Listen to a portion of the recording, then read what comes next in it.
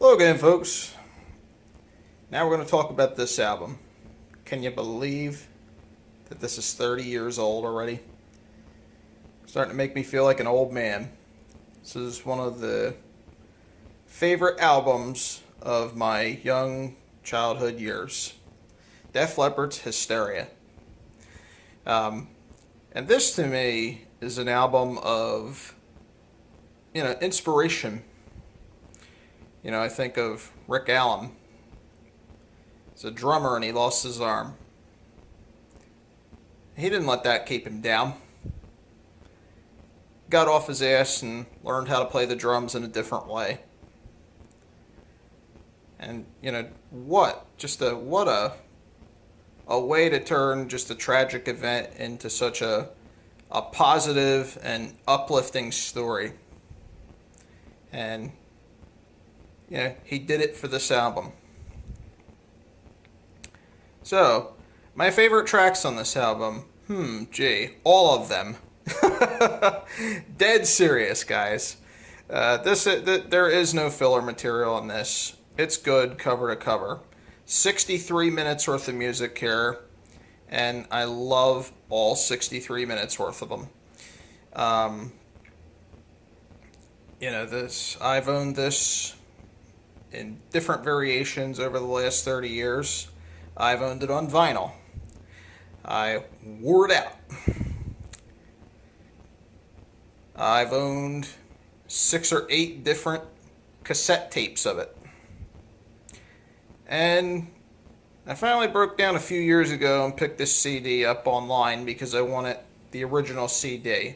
As you see, this is in a plastic jewel case. It's not that stupid chintzy cardboard shit like they make the CDs with today. So, that's what I wanted.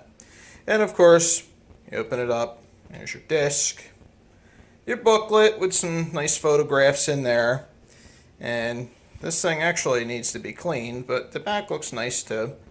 So, that's pretty much what you get with this. Now, as I said earlier, I like all the tracks. As far as the ones I play the most, I like Armageddon It. Joe's vocals throughout this album, Joe Elliott's vocals, are very strong. You had Steve Clark. This album, remember, this album was prior to Steve Clark's passing away. He died in 1991. So his guitar work is very strong. I enjoy any time hearing Rick play the drums. And Armageddon, it's a really strong song. I love everything about it.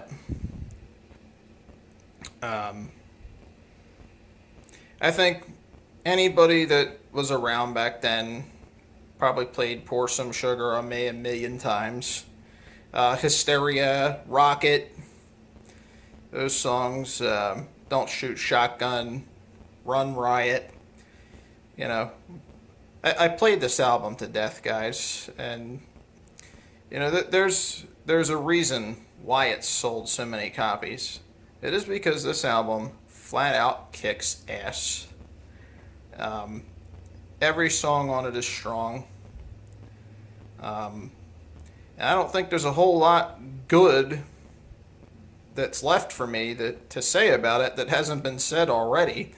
It's just a phenomenal album. I have nothing bad to say about it.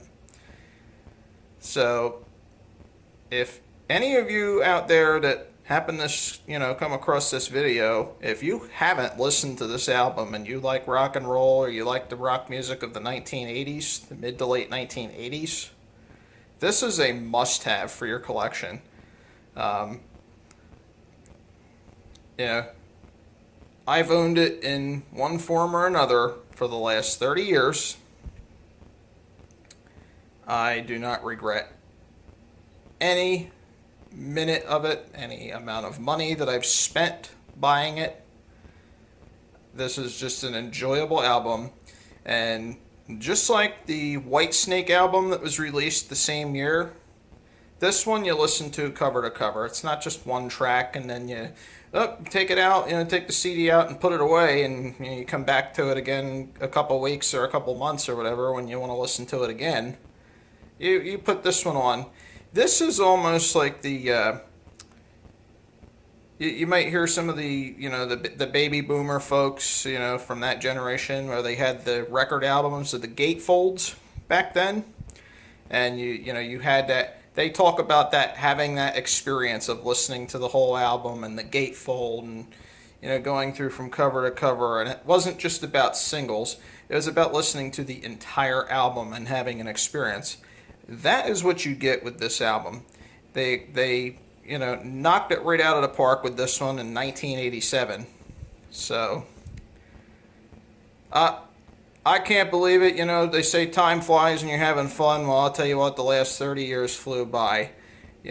Props to Def Leppard. I love you guys. If you ever happen to see my video, this one's one of the greatest albums I've ever listened to.